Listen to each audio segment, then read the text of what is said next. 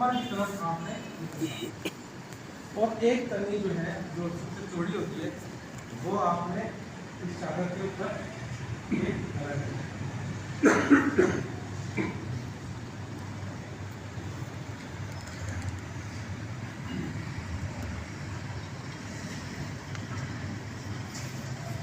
मेरे टाइम भैया अब ये सबसे पहले हम लिफाफा बिछाएंगे, ठीक है।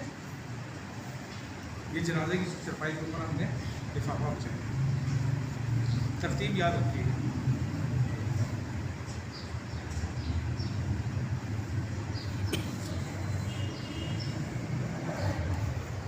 ये हमने क्या बिछाया, लिफाफा, जो सर से और पाँव से थोड़ा सा बड़ा होता है। फिर इसके बाद क्या बचेगा, अज़ार या तहमत।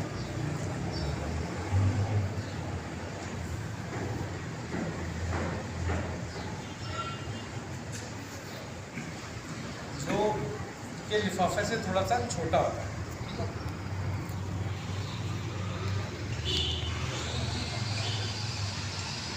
अब ये एक्स्ट्रा कपड़ा, ठीक है, ये मैंने इसको नीचे जोड़ कर, ठीक है, लेकिन आप एक काटना है, ठीक है।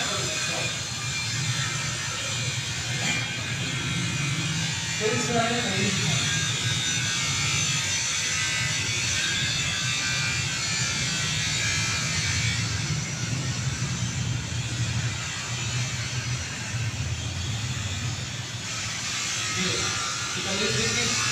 अब कमीज के आगे वाली जो है ऊपर वाला हिस्सा वो आपने एक वाली अभी मैयत इस पर लेटी नहीं है, ठीक है। सबसे पहले हमने क्या किया, पहले हमने ये चादर जो हमने इसको कहा कि ना वो पकड़ के कमर में निकाल दिया, ठीक है, पहले से हमने इसको फिर आपने क्या किया, तन्नी एक ये देखिए डोरी है ना, जिससे आपने इधर ला के इसको बांधना है, ठीक है। फिर वो रखी, फिर क्या रखा हमने, लिफाफा, और उसके बाद क्या रखा हमने, और उसके बाद कमीज। ये देखिए कमीज इस तरीके से है, छोटा कपड़ा अज़ार या तहमत, लिफाफा, उसके बाद लिफाफा, ठीक है ना, ये तीन चीज़। तो अब आपने जो है ना मैयत को आराम से इधर लिटाना है।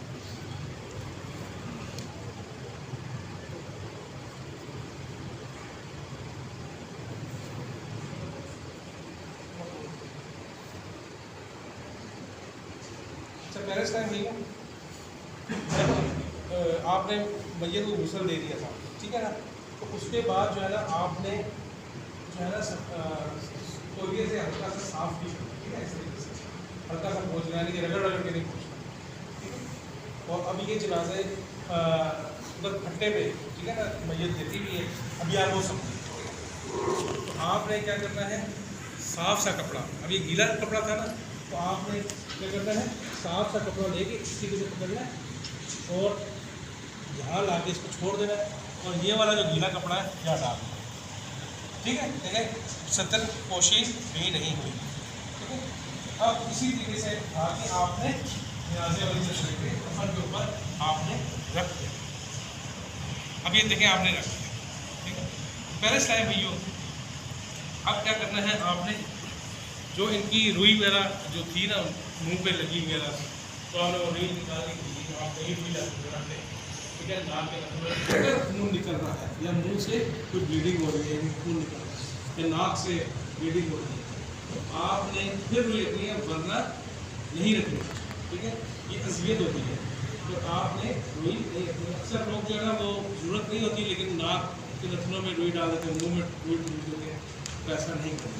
अगर खून निकल रहा हो तो तब भी आप वैसे है। अब ये देखिए कमीज, अगर मुंह बंद ना हो तो रखनी है, हाँ नहीं, मुंह खुला हो फिर सिर्फ ब्लीडिंग ही हो, ठीक है। अगर मुंह खुला रह गया तो उसको छुपाने के लिए रुई नहीं। अच्छा पहले टाइम ये कमीज आपने उठाई और इसी तरीके से कपड़ा बैठा होता है उसको आपने इस तरीके से उठाना और ये कमीज करके ये कपड़ा भी निकाल देना है। सिर्फ 3 कपड़ों में आपने और इसी तरीके से इनके बाजू वगैरह सीधे कर दें। अब पहले टाइम में अब आप बोल कीजिएगा, मैं क्यों बार बार कह रहा हूँ कि बना बनाया कफन आपका, ये बना बनाया कफन है। आप डिजाइन कितना चौड़ा लग रहा था, लेकिन अब ये छोटा बन गया है। अभी आप क्या सबसे पहले आपने कमीज डाल दी। सबसे पहले मैयत का जो कुर्ती है आपने वहाँ से डाल देता है को फोल्ड करना। अभी देखें यहाँ से आपने फोल्ड किया और इस तरीके से। अब ये देखें ये छोटा हो गया पसंद, इसको किधर होना चाहिए था, इनके इस राइट हैंड साइड, ठीक है, इधर आना चाहिए, लेकिन ये कितना चौड़ा लग रहा था, लेकिन ये भी छोटा हो गया। ऐसी सूरत में इनके आपने साइज लेंगे, चौड़ाई लेंगी, ठीक है, तो आपने अच्छी तरीके से साइज लेके फिर जाना है कफन बनाने के लिए। आप देखें अगर ये है तो आपने सिलाई करना, ठीक है, सिलाई करके ताकि इतना कपड़ों के यहाँ तक आए, ठीक है। अब ये छोटा कफन होता है, बड़े दरवाजे कफन के लिए बनाते हैं, चौड़ा चौड़ा होना चाहिए बड़े खर्च होंगे। अच्छा मैं ना अभी इंशाल्लाह आपको सिखा देता हूँ, तो करना ही नहीं है ना। अच्छा मैं अभी आपको सिखा दूँ, जब सवाल जवाब है इंशाल्लाह उसके बाद, ठीक है। फिर वरना जो स्लाइड है जो सीख रहे होते ना उनका स्लाइड नहीं होते, ठीक है। पहले स्लाइड भाइयों ये आपने उल्टी जानिब से, अच्छा ये आपने इस तरीके से लपेट दिया, क्या मैयत के उल्टी जानिब, उल्टे हाथ पहले किया, फिर सीधे हाथ यानी राइट हैंड साइड। अब देखिए ये भी छोटा है, ठीक है, ये भी छोटा है, इसको जो है ना इधर तक आना चाहिए, ठीक है। पहले टाइम में ये आपने अज़ार या तहमत जो हो गया ये लौटा। फिर आगे है लिफाफा।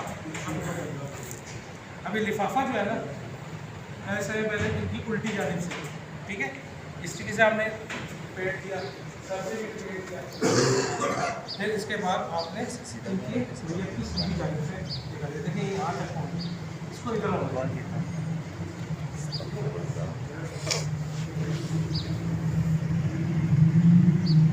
आपने किया और लिफाफा भी आपने डाल दिया, फिर ये भी, ठीक है। अच्छा अब ये करने के बाद यहाँ से आपने बिठा लगानी है, ठीक है। तो मैं भी इनका चेहरा खोलूँ,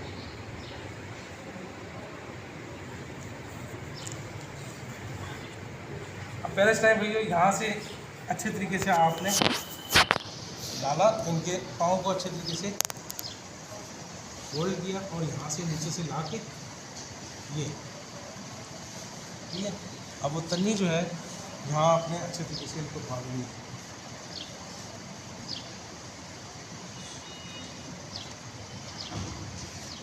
ये देखें मैं कैसे बांधता हूँ,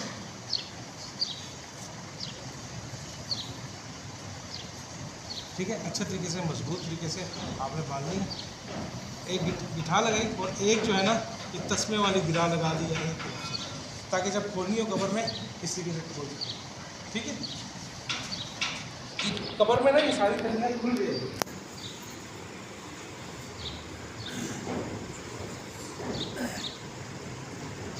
अच्छा अब ये जो है ये हाथों के साथ इनके नाफ की तरफ जो है ना ये इस तरीके से बंद है,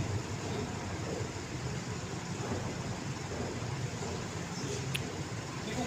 इसी तरीके से सर वाली भी साइड। अच्छा पहले से नहीं इसमें आपने पहले जिस्म पे पानी काफूर वाली जो पाउडर जो था, ठीक है, तो क्या पीस के या पाउडर शेप की जो होती है पानी में डाल दिया आपने।